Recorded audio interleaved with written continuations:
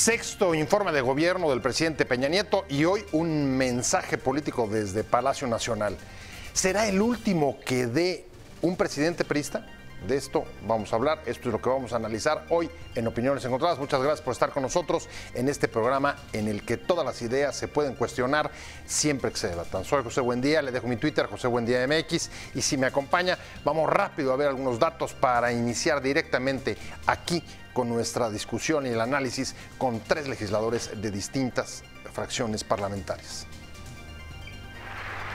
El presidente Enrique Peña Nieto envió su sexto informe de gobierno al Congreso y hoy acompañó con un mensaje político como se ha vuelto usual desde que los ejecutivos dejaron de pronunciarlo en el Congreso en la etapa de los gobiernos divididos y de la etapa del bloqueo entre los poderes, que ahora podría cambiar con la cómoda mayoría parlamentaria de Morena.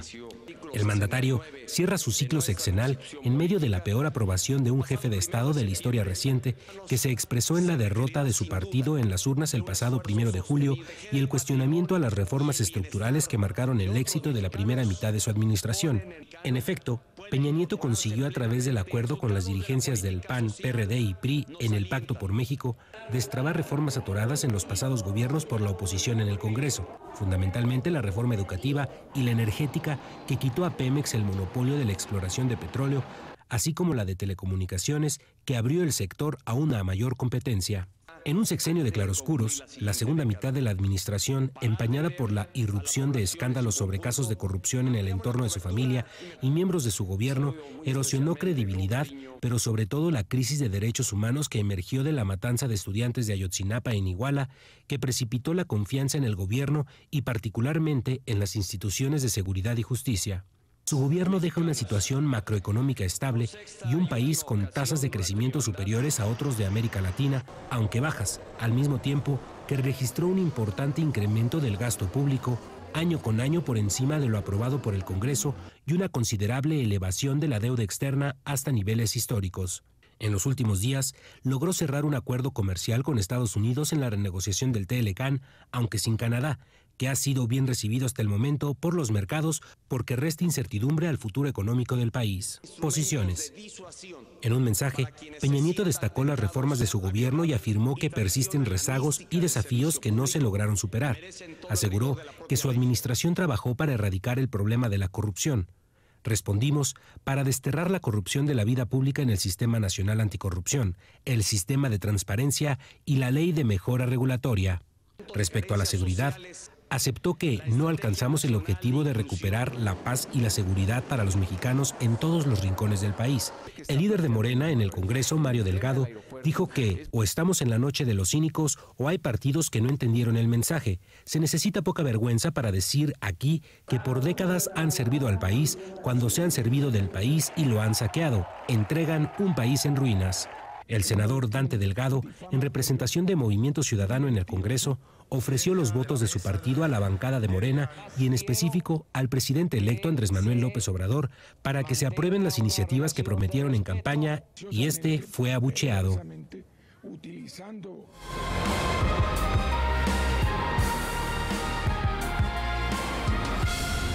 Gracias a todos, México se ha transformado.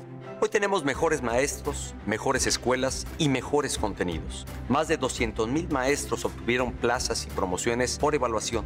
Rehabilitamos 33,000 planteles con el programa de Escuelas al 100. Multiplicamos por 4 el número de escuelas de tiempo completo. Ahora operan más de 25,000 y pusimos en marcha el nuevo modelo educativo.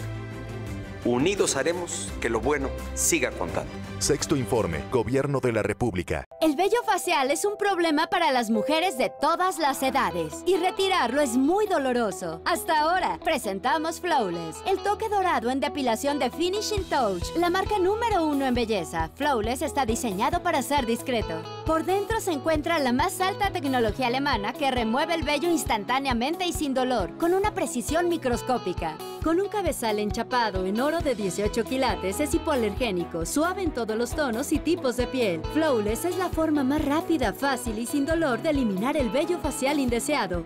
¡Garantizado! Gracias a su luz incluida, facilita ver y remover cada vello alrededor de la boca, las mejillas o la barbilla, sin cortes, quemaduras o irritación. Solo piel suave y perfecta. Llame ahora mismo y recibirá el nuevo Flawless The Finishing Touch a un precio especial de lanzamiento difícil de creer. Al ordenar, le enviaremos la versión recargable de Flawless Finishing Touch, que incluye una batería de iones de litio de alta capacidad para tener listo y cargado su Flawless en todo momento.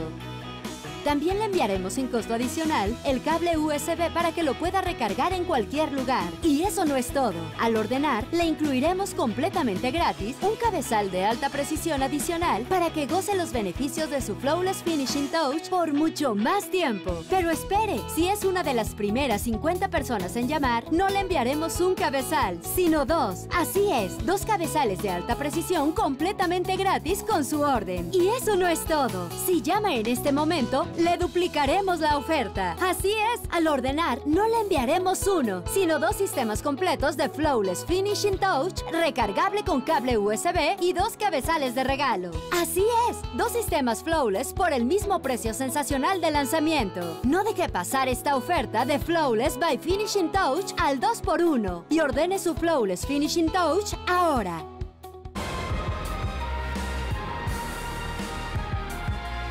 Caras de la creación. Sexto informe de gobierno y hoy el mensaje político del presidente Peña Nieto desde el Palacio Nacional. ¿Será este el último mensaje de un presidente periodista? Me da mucho gusto que esté con nosotros la diputada Marta Tagle. Marta, ¿cómo estás? Con mucho gusto saludarte. Un placer.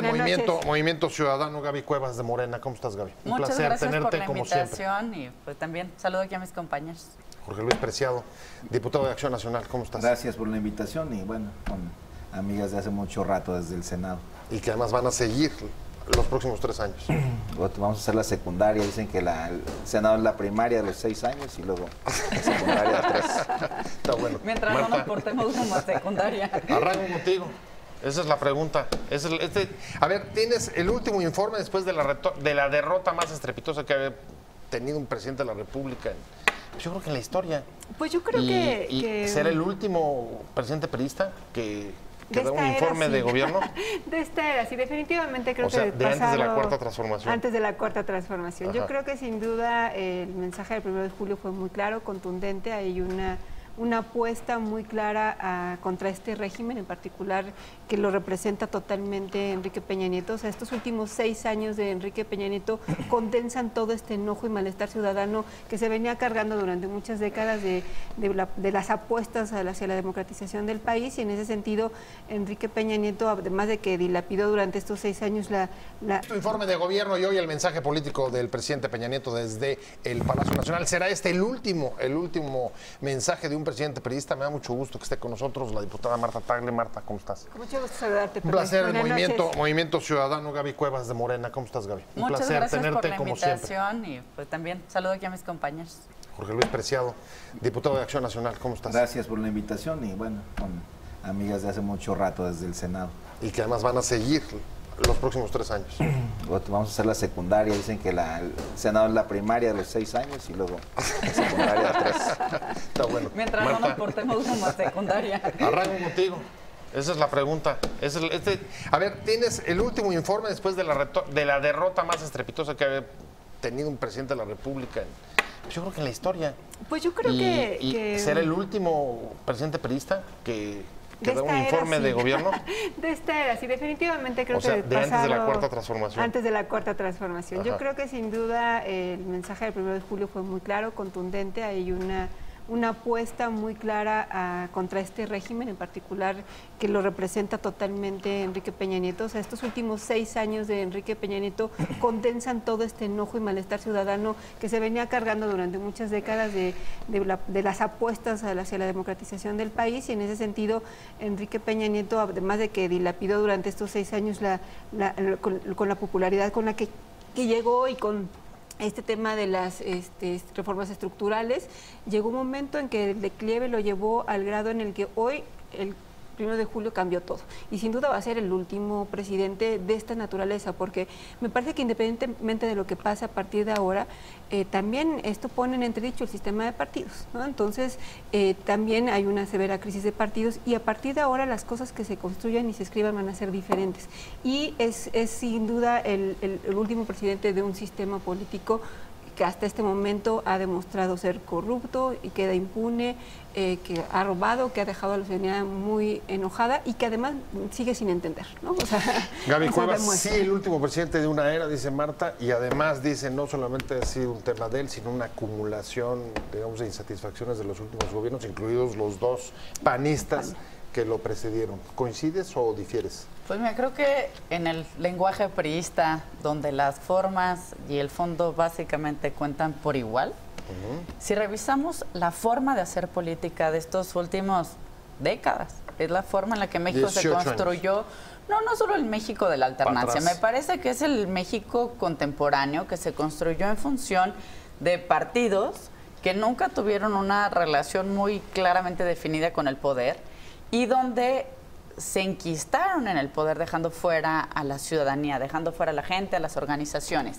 Esa forma de hacer política no solo en México, en el mundo ya se acabó. Ahí vemos manifestaciones y digamos, formas distintas de hacer la política, de hacer la representación, ya sea en democracia directa, ya sea con los movimientos sociales, con partidos políticos nuevos. Eso está cambiando en México y en el mundo. Pero también se agotó este fondo de hacer política de pura simulación, donde te dicen que se iba a bajar la tasa de homicidios a 12 para este año y al revés, estamos en 22. Donde te dicen que se iba a acabar la corrupción y que el PRI sí sabía cómo hacerlo y lo único que todos decimos es, híjole, que este año de Hidalgo ya se acabe pronto. Vemos que justamente de lo que nos hemos quejado siempre los mexicanos y que muchos optaron una mayoría por darle una segunda oportunidad al PRI, se convirtió en la frustración más grande de su vida. Pero sí es un poco a Peña, o sea, él es un poco la víctima de este cambio de época, de esta No, yo creo que se la ganó a pulso. A ver, ahí está la Casa Blanca, ahí está Ayotzinapa, a ver, es un gobierno, México ha sido muy tolerante con la corrupción y yo creo que es gravísimo porque debe ser siempre un pueblo intolerante ante cualquier abuso. Pero lo que se ha vivido en este sexenio sí provocó el enojo social y el resultado que vemos tanto el 1 de julio como yo diría ahora las encuestas que se han publicado sobre la aprobación presidencial, ni siquiera 2 de cada 10 mexicanos aprueban al presidente. No, está bajo, es 18%. La peor calificación desde que se mide esta aprobación. Pero eso quiere decir que los resultados son realmente pobres. Y eso no es imputable al PRI o a movimientos internacionales de una nueva forma de hacer política. Ese es el pésimo desempeño de un gobierno que se ha caracterizado por el número de muertos, que se ha caracterizado por los escándalos de corrupción y por una terrible ineptitud para llevar a cabo cualquier proyecto. Jorge Luis Preciado, ¿dónde ves el énfasis? Digamos que es un poco víctima del agotamiento del sistema de partidos, de una forma de hacer política, de una era, o no, yo creo que es ¿cuál es víctima su responsabilidad? De sus propias acciones. La aceptación del 18% y cuando tiene un rechazo del 82%, pues es clarísimo. Y yo creo que el presidente Peña inicia bien, hay que decirlo, pero yo creo que a partir del tema de Casablanca y Ayotzinapa, pues comienza un declive del cual jamás se pudo recuperar. Y realmente la pregunta que se hace a alguien cuando gobierna es, ¿dejé un país mejor de como lo recibí o lo dejé peor? Y yo creo que la gente, hay 4 temas que le lastiman mucho y que obviamente lo reflejó en esta elección. El tema de la credibilidad ante las instituciones, el tema de la pobreza extrema, crecimos ya a 58 millones de pobres. Por supuesto, el tema de la inseguridad, la gente vive con el Jesús en la boca y el número de muertos se han incrementado de manera exponencial. Y por supuesto, el tema de la corrupción y su madrastra, la impunidad, donde todo el mundo se dedica a robar, como decía Gaby Cuevas, el año de Hidalgo, que chin chin el que deje algo, y entonces pues obviamente lo aprovechan, y lo aprovechan porque saben que no va a pasar nada, que se pueden comprar una casa de 8 millones de dólares y no va a pasar absolutamente nada. Yo espero que el nuevo gobierno pues le dé resultados a la gente y que obviamente esos casos que han sido denunciados y que públicamente todo el mundo sabe que detrás de ellos hay funcionarios del actual gobierno federal de Peña Nieto, pues tengan que ser sancionados, porque lo que hemos visto, y pongo un caso, es que estamos entrando en una etapa de impunidad última donde es probable inclusive que el exgobernador de Veracruz pudiera quedar libre. Acaban de dejar libre al extesorero del PRI, a Gutiérrez, de Chihuahua, cuando se demostró que había desviado 250 millones de pesos para las campañas del PRI. Entonces yo creo que ese último halo de impunidad no lo debe encubrir el nuevo presidente, y creo que llegando tendrá que demostrar si efectivamente se va o no a compartir la corrupción. Es cierto, hay dos momentos, hay dos etapas en el sexenio del presidente Peña: los primeros 3 años, los del Pacto por México, la segunda después de Ayotzinapa y la Casa Blanca. Él llega a la presidencia como han llegado otros, tratando de hacer una oferta, o por lo menos explotando la idea de que el PRI era capaz de negociar lo que los gobiernos anteriores panistas no habían hecho, por el bloqueo en las cámaras. Pero uno se puede remontar, y Carlos Salinas de Gortari llegó al poder hablando de mucha política y política moderna. La nostalgia del PRI era que ellos sí sabían negociar a pesar de los excesos de la marca. Y hoy tenemos incluso también la llegada de un presidente que habla de rescatar la política para transformar. ¿Cómo entender, digamos, que un buen negociador que entendía la necesidad de negociar en una presidencia plural, sistema plural, haya logrado sacar el pacto y luego no haya podido dar respuesta a los problemas en la segunda etapa? Pues yo creo que, entre otras cosas, tiene que ver, o sea, son fundamentalmente dos los problemas que veo. Por una parte, el gran lastre de Peña Nieto tiene que ver con la corrupción. Sin duda, creo que todo empezó a partir de que salió el tema de la Casa Blanca. A partir de ahí se empezaron a hablar de muchos escándalos de corrupción, y me parece que no solamente la propia y la de sus cercanos, sino justamente empezaron a salir todos estos casos de cómo dejó hacer y deshacer a los gobernadores, y en ese sentido todo este malestar se fue acumulando. Pero sin duda el signo más importante que empieza a hacer que decaiga totalmente su popularidad tiene que ver con la corrupción. Y por otra parte sí tiene que ver con su ineptitud. O sea, ya lo habíamos visto durante la campaña. Sin embargo, todavía hubo como cierta duda, y le dieron la confianza, y el voto le dio la posibilidad de demostrar, ver qué podía hacer. El tema del pacto fue un acuerdo político que en algún momento sacaron el tema de las reformas estructurales, pero cuando a él ya le tocaba actuar, que era la implementación de esas reformas que ya se les habían dado en este pacto político, ahí fue cuando fracasó. O sea, la implementación de estas reformas estructurales, lo único que logró fue echarse en contra a todos los sectores, sector económico, empresarial. O sea, no había hacia el último tramo de su gobierno un sector que estuviera de su lado, porque él tuvo la capacidad de poner a todos en su contra, pero por esta ineptitud, porque a la hora de implementar las reformas estructurales simple y sencillamente falló, y eso, junto con un tema de corrupción, lo tiene en el momento en el que se encuentra ahora. Corrupción e ineptitud, ¿coincides, Gaby? Yo creo que habría algunos otros ingredientes. ¿Cuáles le pones? Peña entra y anuncia, básicamente, incluso un poco antes de entrar, anuncia el famoso Pacto por México. Y con esto genera las condiciones en el Congreso que no le dio el electorado, y tiene una mayoría bastante amplia. Pero esa misma agenda decidió hacerla en un mini grupito. Y esas reformas, o sea, popular. El acuerdo, digamos, unos cuantos, era una mesa que era, no más de 8. Pero esas mismas reformas, todas fueron reprobadas por la gente. Es más, la que estaba medio mejor evaluada era la reforma educativa, y aún así estaba reprobada.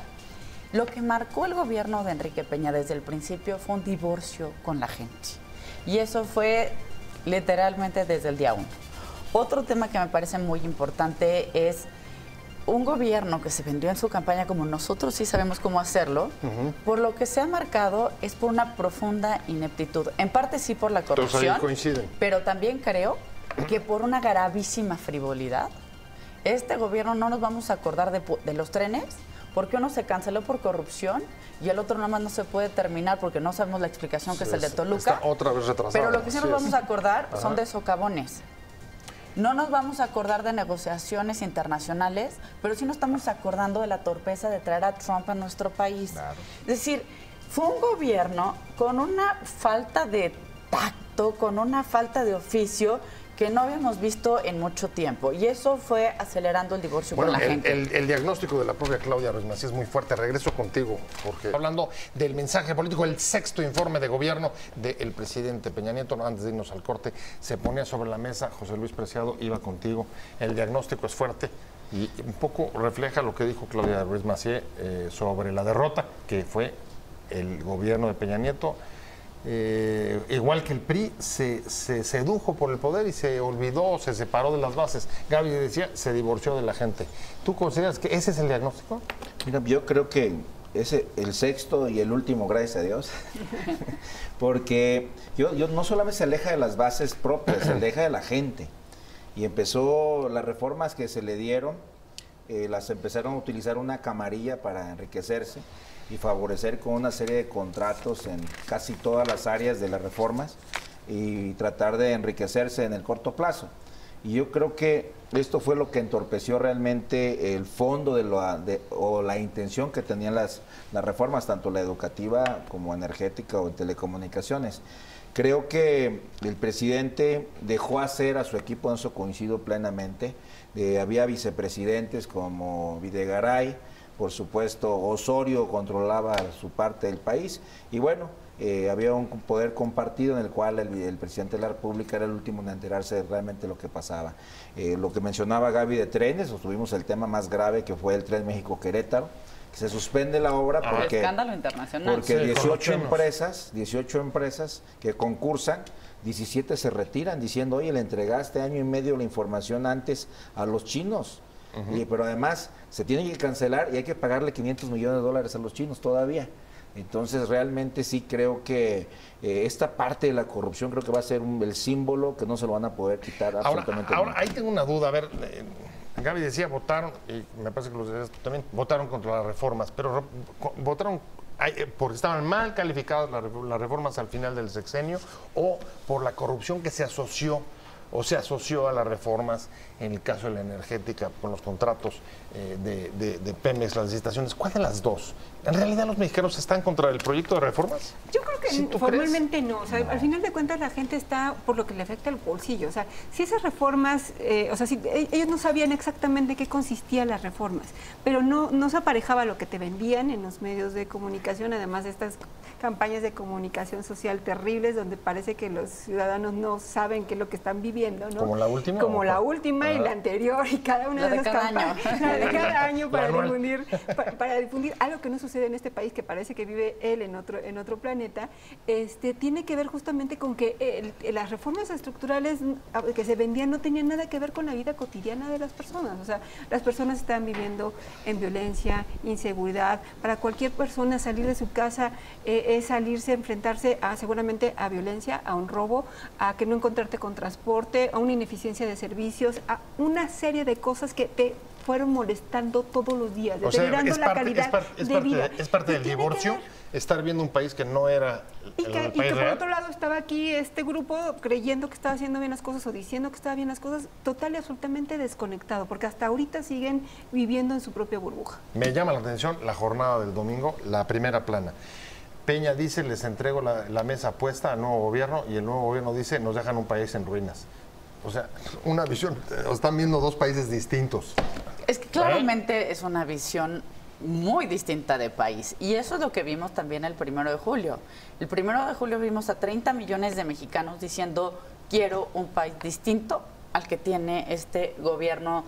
Y no solamente el gobierno, sino la forma de hacer política que este gobierno representa, ese pacto por México, ese gobierno popular.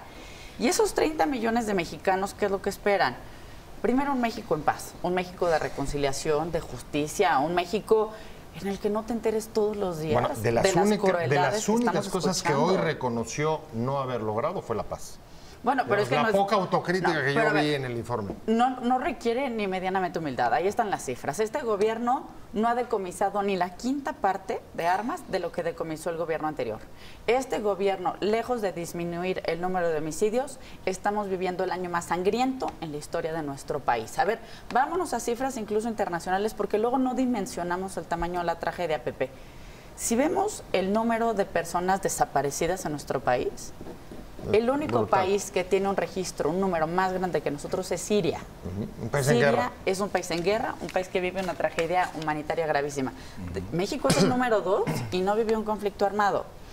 Ahí no es que Ahora, no es una graciosa esa- concesión o reconocimiento de Peña, es una tragedia. Esas cifras sí hablan de ruina, pero al mismo tiempo hay cierta estabilidad macroeconómica. El país ha crecido, aunque no lo Vámonos a suficiente. las cifras. Tienes, digamos que una inflación que empieza a subir. No, la inflación ya está muy empieza a irse penosa. para arriba, pero más o menos va a entregar un país una economía, si bien con alfileres, pero mucho mejor que otros países. Estoy pensando, por ejemplo, en Argentina. No, bueno, pero es que estás yendo ver. al país con el segundo país en términos de una moneda emergente más devaluada en el año. O sea, Así tampoco es una comparación justa. Y puedo pensar en otros. Pero en términos de devaluación, Enrique Peña llegó al gobierno teniendo el dólar en 11.90 pesos, 11.92. Hoy estamos a 19.20. 7 pesos. O sea, el no, sexenio. Pero no además tiene un llegamos con desempeño. una- El crecimiento del país, si lo ponderamos por la población, por el tamaño de población y el tamaño de economía, el crecimiento es prácticamente cero. O sea, también han jugado con las cifras de una forma que, pues lo decía Marta, es la campaña de cada año que ya nadie se cree. Sí, pero si lo comparas como dejó el país el presidente Calderón, por ejemplo, en el año 2012 crecíamos a un ritmo del 5.4. Bueno, no, a ver, el último año. El El último promedio, año. ese no fue el promedio. No, pero estoy hablando del último año, cómo lo entregó. El último año. Y él el primer año lo empezó a bajar al 3, al 2 y difícilmente este año vamos a llegar al 2.3. Entonces realmente cuando lo comparas en términos macroeconómicos tampoco nos fue bien. El tema de la evaluación del dólar, que ya lo mencionó Gaby, la posición de México en el mundo en términos de representación o de influencia internacional, que además aquí Gabriela los conoce muy bien como expresidenta de la Comisión de Relaciones Exteriores del Senado, pues también fue muy devaluada, no participamos en absolutamente nada. Casos graves como el de Trump, pero también casos más graves, recibir al yerno del presidente Trump como si fuera jefe de Estado cuando es un asesor de la Casa Blanca. O sea, yo creo que sí hay cosas. ¿Por qué no funcionaron las reformas? Porque la expectativa que genera la reforma no se puede cumplir en el corto plazo de entrada, pero si no genera la expectativa, pues difícilmente te van a dar los votos para sacarla. Entonces, no bajó la gasolina, ahora, no bajó el gas. A ver, ¿no hay cierta injusticia en el juicio a Peña? La semana pasada logró renegociar un acuerdo con Estados Unidos, que durante más de un año parecía que iba a ser casi imposible, que estaba eso es un buen tema. a punto de perderse. No, definitivamente creo que están también ya estamos en la lógica ahora de Trump de querer vender que hay un tratado cuando no lo hay formalmente. O sea, para que sea el tratado comercial del que siempre hemos hablado, del TLC, necesitamos 3 países. Y Canadá está lejos de firmar todavía ese tratado, porque además los propios canadienses hay se todavía quejan interrogantes de que México aceptó prácticamente todas las condiciones que pone Estados Unidos, y un poco es el tema político. O sea, Peña Nieto o sea, Andrés Manuel le interesa que se quede Peña Nieto firmando este acuerdo, porque pues en cualquier momento, pues, yo no lo firmé, fue culpa de los anteriores. Bueno, pues, llegar con la certidumbre de un acuerdo con Estados Unidos al inicio de su gobierno. pero formalmente todavía no hay nada, o sea, ese es un hecho. Todos los días estamos con que ya merito, pero en realidad no sucede, y me parece que tampoco, en todo caso, ni siquiera podría ser algo que él pueda decir que es su A ver, acierto. pero no deja de haber tragedia, porque en efecto, me voy a ir un corte y regreso contigo. Por un lado se va a recordar la pifia de la visita de Trump, pero poco se le reconoce el resultado de esta negociación durante más de un año de sus negociaciones del gobierno y el acuerdo con Estados Unidos. El gobierno, el último de un presidente del PRI, de esto estamos hablando hoy en Opiniones Encontradas. Me quedé contigo, Gaby Cuevas, y en efecto se recuerdan cuestiones como la pifia con Trump, pero poco en efecto se dice al acuerdo que llegó la delegación del gobierno, que lo negocia desde hace más de un año con Estados Unidos. ¿O no valió la pena eso?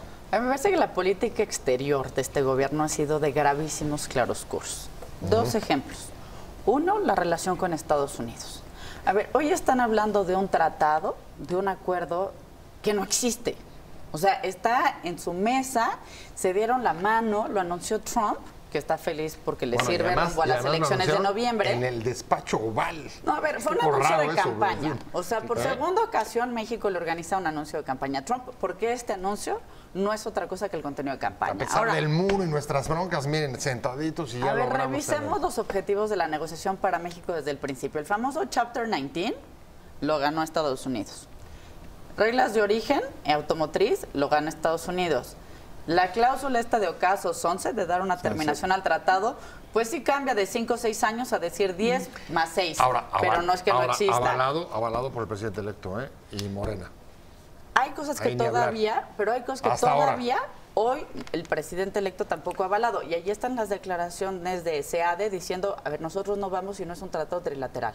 Entonces, que estén los equipos juntos no quiere decir que estén revueltos. Okay. Y no son las mismas declaraciones ni las mismas recular posturas. Ahí el asunto?